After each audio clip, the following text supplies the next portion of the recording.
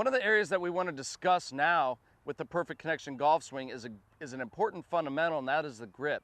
One of the problems that I hate hearing about mainstream golf is how they talk about keep the club in the fingers, grip it tight, grip it loose. There's all these differing opinions. Some say have 3 or 4 knuckles showing. You know, some instructors teach have 0 knuckles showing. There's all this wide array of information, and nothing works for you. It's like, hey, this may work for this person, it may work for this person. All instruction may be good, but none of it is good for everyone. And the problem is everyone is built differently. So what we want to discuss here is, first off, the left hand position. And what we're going to discuss here is that we want the left hand grip in the fingers. That is correct. That's what we want. So if you hold the club here, basically from the base pad of your pinky through the little notch here in your index finger, just like that, that's where we want it. That left hand will come and sit on top. How many knuckles should I see?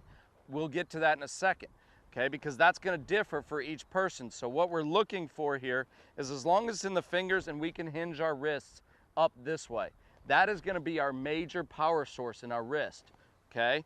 If you could imagine at home, if you were to take a hammer and we took this club and we placed it, if you will, in the palm, I can't use my wrist very well. So what I'm going to do is I'm going to use my elbow. My strongest lever in my body is my wrist, so if we get it in the fingers, I can use this and create a tremendous power source in the golf swing.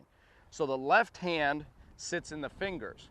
The right hand in this case, what we want it to do is to sit from the base pad of the index finger down here to the meaty part, and you're just going to slide this hand down this way until it connects. At this point, you have one of 3 options. You can do the conventional overlap, you can do the interlock, or you could even do the 10-finger baseball grip. The Perfect Connection swing works for all those. It really doesn't matter, but it's the angle that we're after. A lot of times I see amateurs, they want to get the club because they've been told to get the club in the fingers, and what happens is you get that right hand on the fingers, and when you swing back, your hands become disconnected from the club. All right, remember, we want everything connected. So again, the left hand is in the fingers, the right hand is more palmy.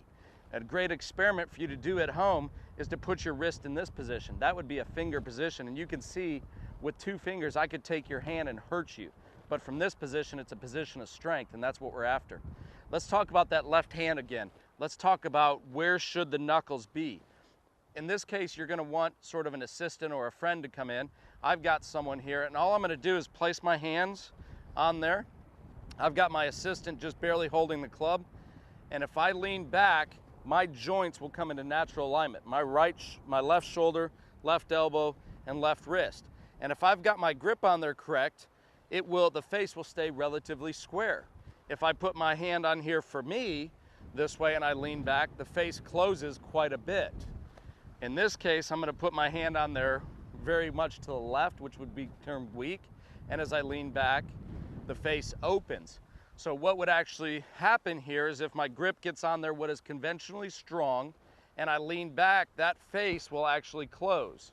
If I get it on here weak and I lean back, my joints will come into alignment and the face would open. So if you get it on there for you, whichever way that is, and you lean back, that face will stay relatively square just like that, or it should stay perfectly square.